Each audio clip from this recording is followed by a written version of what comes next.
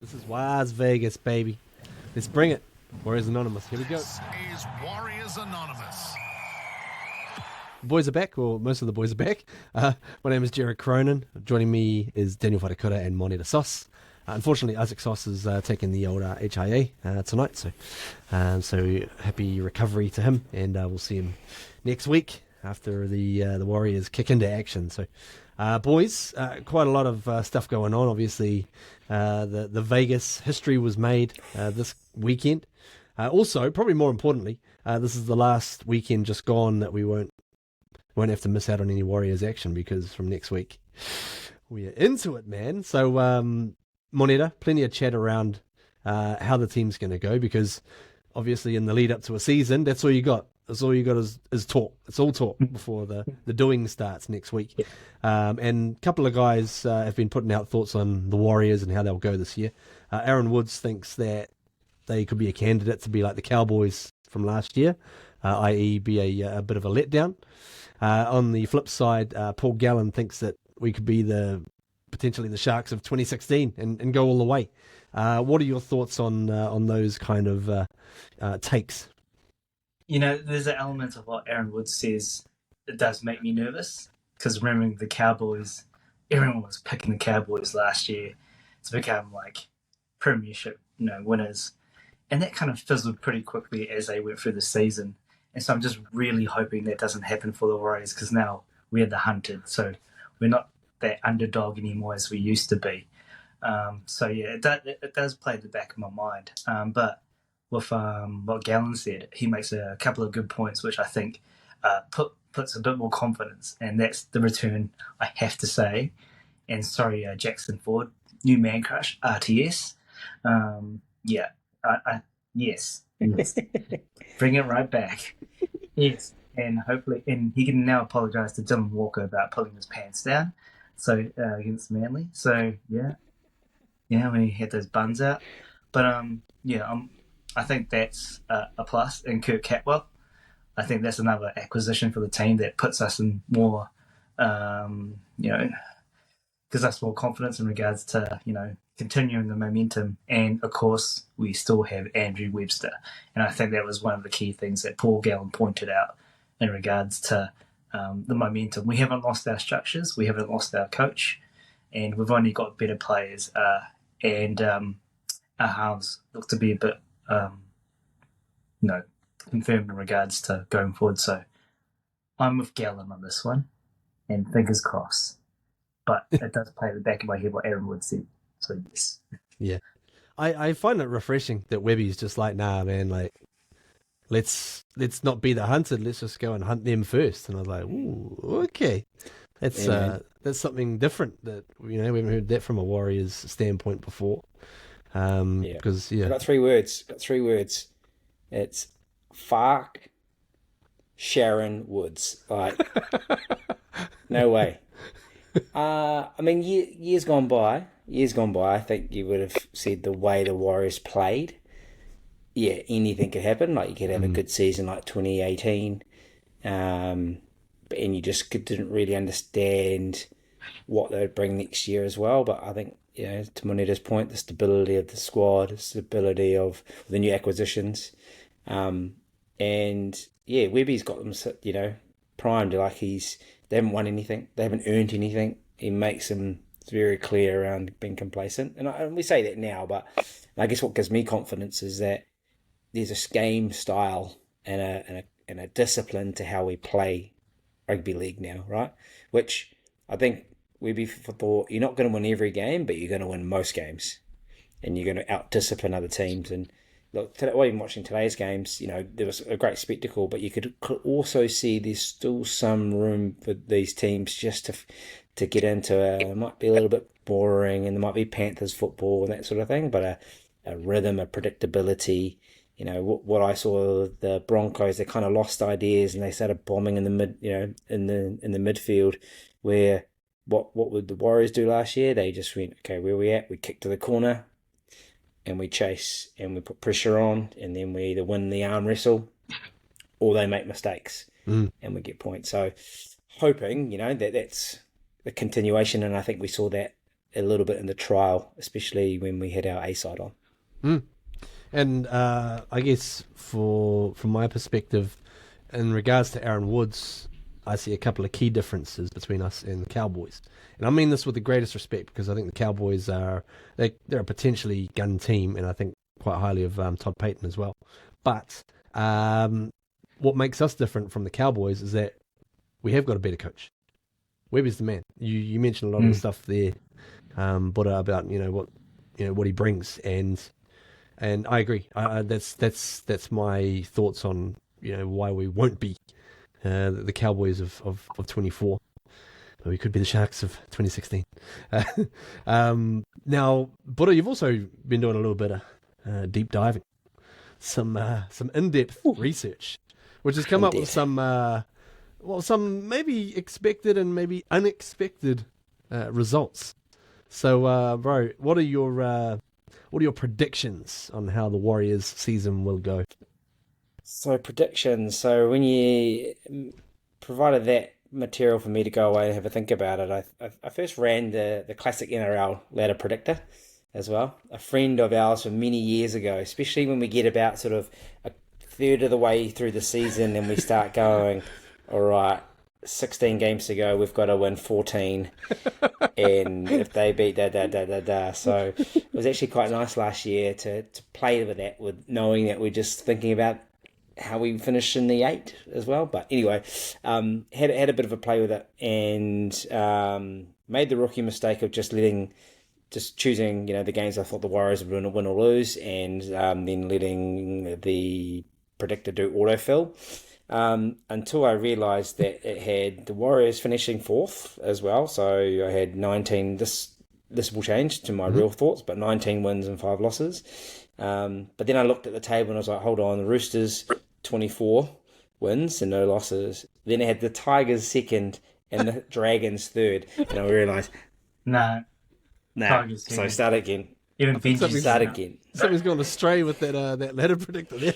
So I had to kind of dial it back, cut out the autofill, and I basically selected every game for the season as well. So wasn't kind of War and Peace in terms of my research, but basically had the Warriors with a 16-8 win-loss ratio, 16 wins, 8 losses, depending on where points differential as well, potentially finishing 4th or 5th. And I think that's kind of where we might be. I had the Panthers on top, had the Roosters actually having a big season, followed by the Broncos. I still think Broncos, actually, they could be a slide team. I don't know. And then I think we're in the mix with Manly. I think Manly, not just because they play well today, but I just think they look okay across the park. But really interesting if you go through that. I think we've got a shot back at the 8, back in the 4. Definitely got a shot in the 8. But you think about the teams that could potentially miss out. In my ladder, I had Storm 6, Rabbits 7, Sharks 8, and the Knights and Parramatta missing out. So, it scares me because there's actually, I think, a good 12 footy teams that have got top 8 ability. But 12 doesn't go into 8. I've got a bit of a worry. Again, this is not a salty Warriors fan reaction.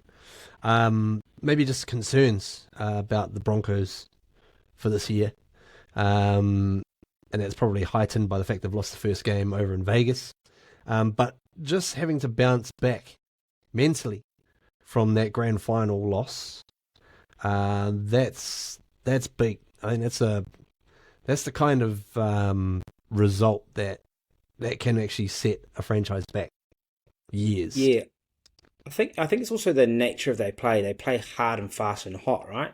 So, but we know that NRL's one on defence, and I just feel. I mean, I think they still had a strong defence last year, but they can leak points, right? And obviously the Panthers showed that as well. Look, they outscored us in that prelim final as well, but we could still score points. So, if you can't fix that part, then and I don't think their squad is as strong as it was last year, clearly, because they've lost key players. Quite a few. It's quite interesting. But anyways, that's all good. I actually thought, all in all, from the whole Vegas experience, I actually thought the NRL did a fantastic job of promoting things and hyping things up and presenting a good product. I know they got bigger ambitions and more long-term sort of view in mind, with bringing in the gambling dollars and all that sort of stuff. But I think for what they did, compared to the initial reaction when it was announced that they were going to Vegas, it was kind of like, I don't know about this. I thought they did a heck of a job, and it shows with apparently all the CEOs from the different NRL clubs gone over to Vegas to potentially see about their clubs heading over. And I know Richie Morgan from Warrior Nation as well. He's already done costings for a Warriors trip over there. So stay tuned, people. I'm still not sure. I'm still not sure if it's going to benefit the teams, going for the rest of the season. But that's all right. On to more domestic issues, Moneta. There's been a lot of chat in the preseason about the prime Warriors bench, the makeup of the interchange. Numbers 14 through 17. Bro, who have you got? Who have you got lining up on the bench for us? Week 1. I'll start off with the people we have to include. So Marata, we definitely have to have. Mm-hmm. And it was Marata and Dylan Walker. The other two are a bit more difficult. You could either have Tom Ale, Bantia Foa, or Jazz Tavanga.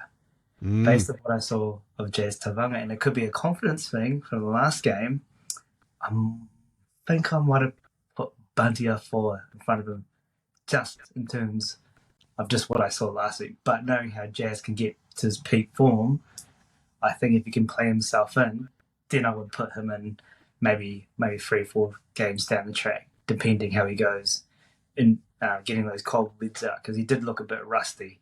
But I say that with a bit of pain, because I would rather have Jazz Tavanga in the starting lineup over Tom Ale. And so, but I think it gives him Tom Ale a good chance, because he looks like he's put in a bit of muscle, and he's looking a bit lean. So he looked pretty good in the trial preseason game. So I say that with pain about Jazz Tavanga. So you're going to go with the sort of getting Jazz back, but via the New South Wales Cup for a few weeks. I think he just needs a bit more confidence at the moment. He had a couple of drop balls last game, and he just didn't look quite himself. And so I think give him that, give Tom Ale a chance, and have Bunty Afoa, Marata, and Dylan Walker. So Dylan Walker can cover in the 9 if anything happens to Egan, knowing that it does happen time to time. Yeah, it really does. Okay, so let him go and bash some guys in reserve grade for a bit and feel better about himself. And when he gets back into his form, I love Jazz. He's got that mongrel, he's got that confidence. But last, I think 2 games I've seen, I think it's just a confidence thing. There's no doubting his skill. Yep. It's just getting that back.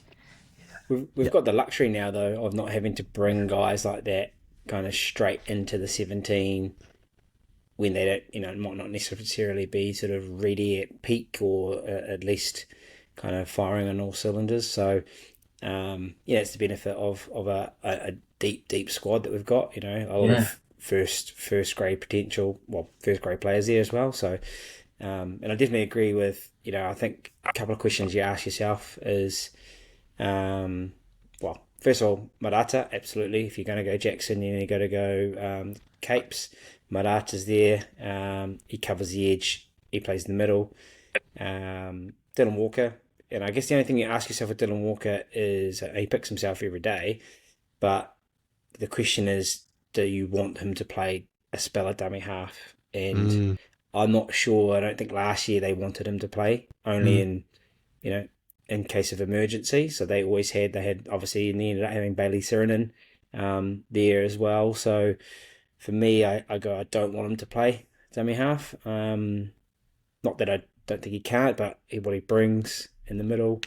I think that, let's put the other seat in place, which I think is the young man Tom Ali, or oh, I want to dance with Tom Ali. I want to feel the heat with Tom Ali. So he's just had a great preseason, and I think he's gone above Bunty just for now as well. But how good, still got a guy like Bunty that can, get you going.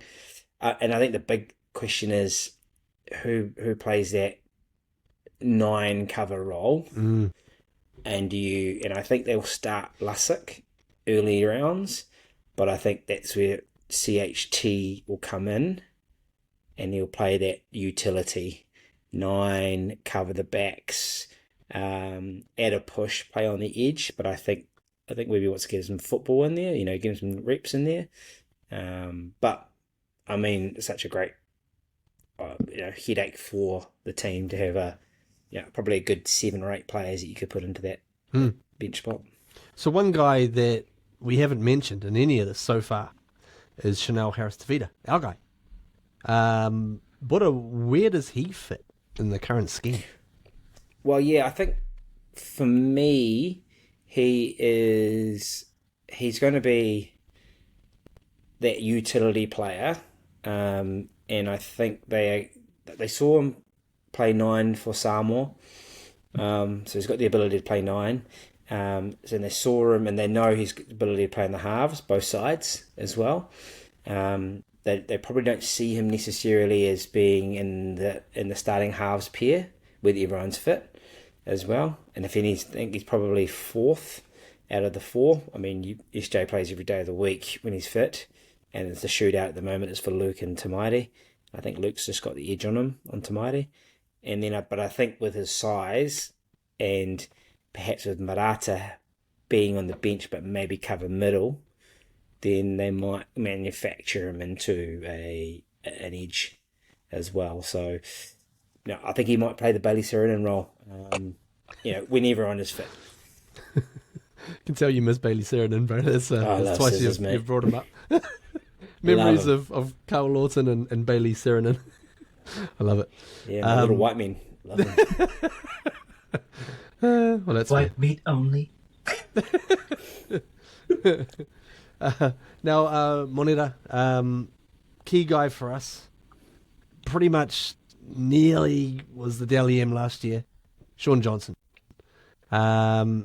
He is signed on for this year, but he has also said recently that he's not viewing this as the final year for him. So, how long can he go for? On the footy field, that is. I think he's still got a good 2 years, and if I'm being honest, like this year and maybe next year, and he's happy. He's taking good care of himself. He's, like I said, like you saw him last year with a 6-pack. We never seen him with that. I mean, he had his top off most of the time, so that's how we knew. And so the South Asian genes, eh? There's Asian genes. Yeah. I don't know where that's gone. Then it hasn't happened to me. But yeah. But yeah, no, I think he'll continue, and I think. And he mentioned the number one contributor to that. Again, we have to give praise to the old Andrew Webster, kind of reigniting that fire within him, because the year previous to that, he was thinking about retiring. So he's obviously done something, Webster, to kind of get him going in all cylinders. Got a little theory, just a little theory about kind of his potential longevity. And when you're in a good team that has more ball going forward, and you're not in this dynamic defence, people running at you all over the place, you actually can forecast that your body might be okay. Like, I mean, obviously there's going to be a bunch of other potential injuries, but you go back a couple of years when we weren't so good, guys are getting injured all the time. Mm-hmm. They overload on defence. I think I go back to that Melbourne game. I know this is not SJ, but it was a frantic game where he lost players in dynamic situations. So, yeah, for an SJ point of view, he's just conducting. If he's got a good 4-pack around him, and those good South Asian genes, he'll just get rolling. Like I said, Sally, I don't have them quite yet. My tummy's more of a 1-pack. One day, bro. One day you'll get there. Now, I think one thing for Sean is that probably now, in this current era for the Warriors, more than any other that he's been a part of, you're right, Buddha. It's set up in a way that he doesn't have to try and carry as much of the team on his shoulders. And also that also bodes well for a guy like Roger as well. He can just come back in and just, you know, when things get a bit tired or whatever, he can do whatever he wants. But I think for Sean, like it's probably going to extend him out a bit, because he's like, all right, I don't have to, like, you know, shoulder the burden of doing all of this and getting all the blowback for it, for, you know, if things don't work or whatnot. And yeah, I like the fact that he's just part of the machine. He's not trying to, you know, run the whole friggin' thing anymore, which is great. Now, just a little bit of a sideways tangent, I guess, because in thinking about, you know, how we might get on with our season, you know, we're dreaming of finals and bigger things, bigger than last year even. During the week, saw our old mate back on 360, Kenty. He's back. He's back. He fought the law and he won. Now he's back and he's come out swinging, and he's saying that home semi-finals suck. So Moneta is he's basically pushing for kind of the old days where all the semi-finals were held in Sydney, right? So what are your thoughts on that? Do home semi-finals suck? He sucks. That's all I can say back to him. I mean, we need to, like, fingers crossed, if it does happen that the Warriors get into the semis, can you imagine the atmosphere? I mean, like, at Ericsson Stadium, was it Go Media Stadium? Oh my God, that would be fantastic. And you already see, like, now with the atmosphere with the Warriors, it'd be like 10 times fold. And if talking about growing the game in New Zealand, that's a good way to grow the game in New Zealand, bringing, like, the semis to, if it ever happened, you know, back to our land. So, he can go suck himself. Maybe he should go back and, you know, just be careful what he's doing behind the scenes. So, yeah. So I didn't catch about Kenty. So he's just meaning because you've obviously got the grand finals in Sydney, you know, and it's just been re-signed again, right? As well, and then you've got the two prelim finals. Now I'm just going to remember. Oh no, we played prelim in Broncos, didn't we? Yeah, that's right. So yeah, so he wants those two games to be in Sydney plus the grand final. Correct. Yeah. Old school days. Okay. He's trying to bring back the old, you know, the Winfield Cup kind of vibes, which you can understand a little bit, but things have moved on somewhat. Things have changed, mate.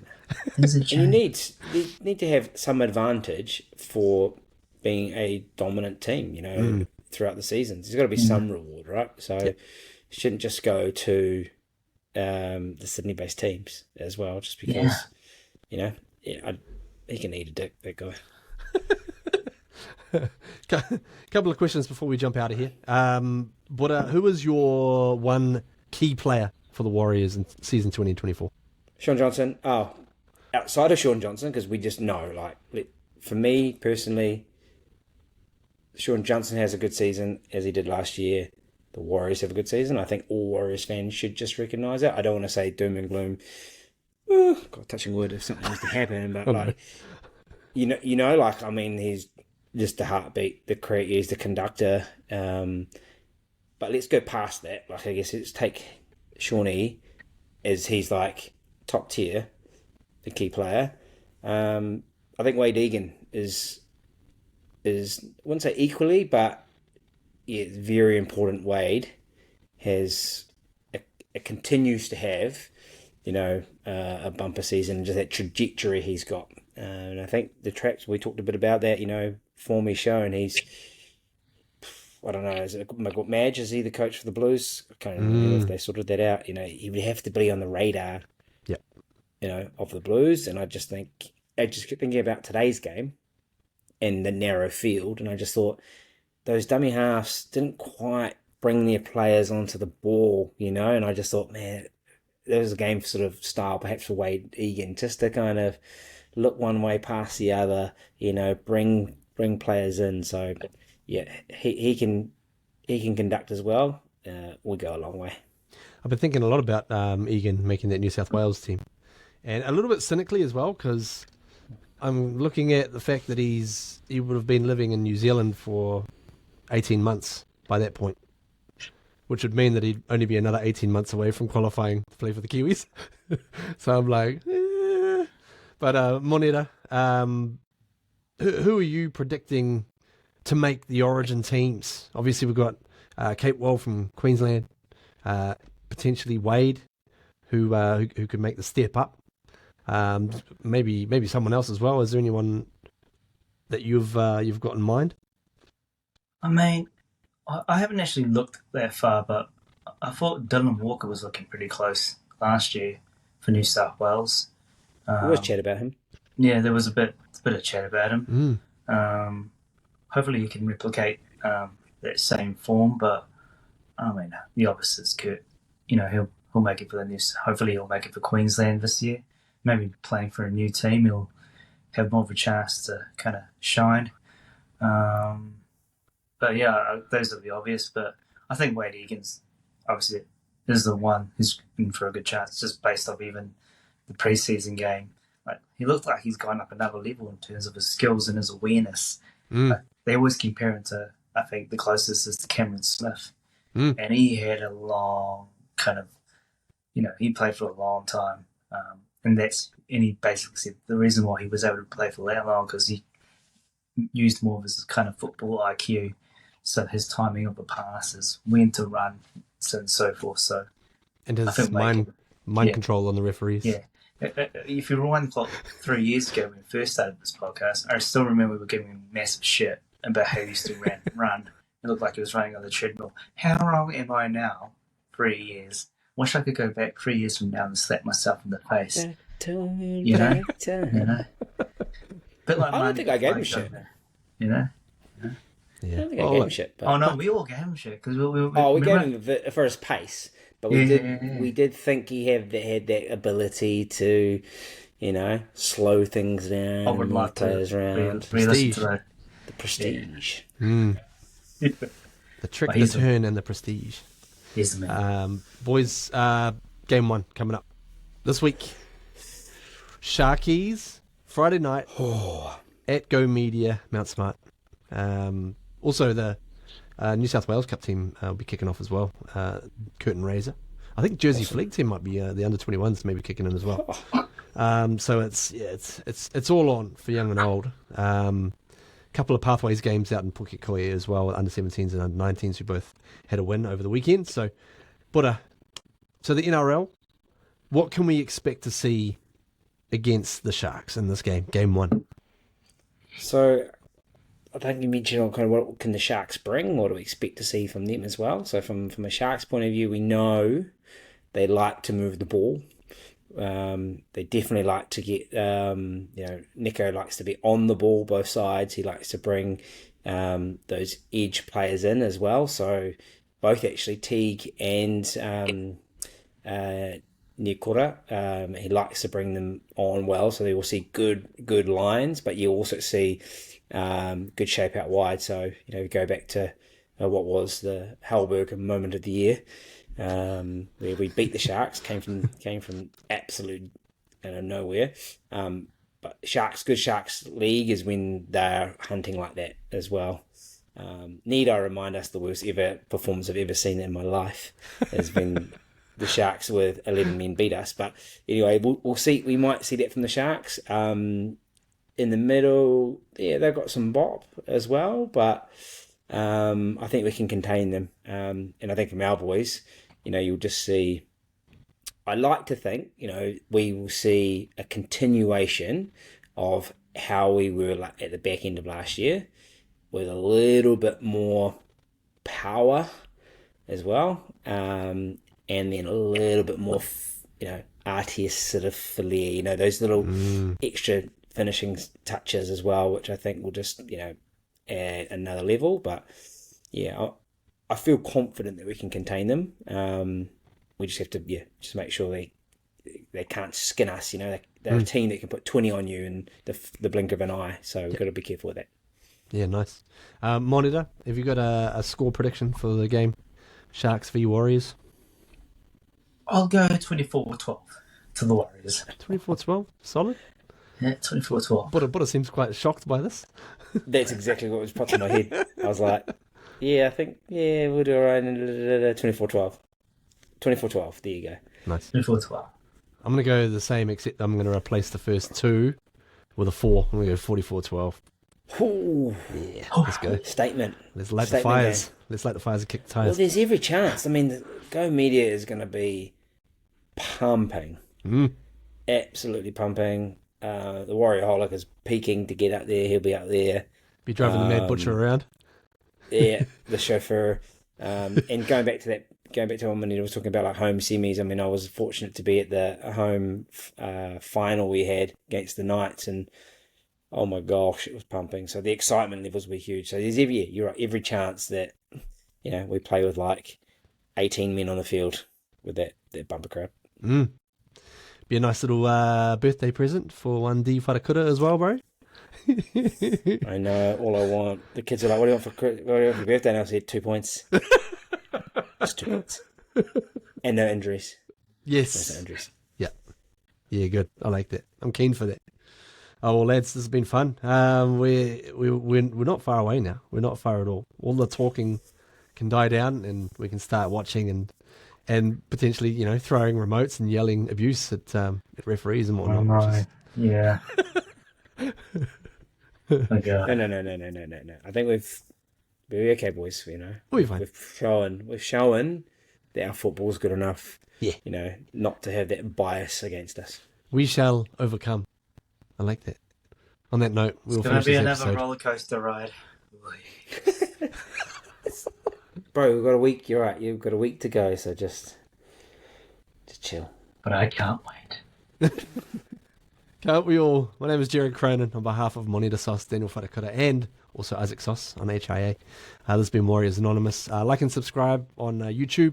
Check us out there. We've got some quite a few things going on this week up on the YouTube channel. So like and subscribe, and and we'll catch you next week, right after the big game. Well, at least a couple of days after the big game, after the Warriors Anonymous, like that. Good week, D. Hey, it's like a gang patch. It is. It's actually quite good, isn't it? Isn't it illegal now? Okay. It's going to be. Hey, you're going to get us banned. Watch out. David Seymour's going to come after you, man. Just take it easy. Take it easy, bro. Awesome. Thanks for joining us. This has been Warriors Anonymous. We'll see you next week. Up the wires, and also the Warriors. And no gang patches.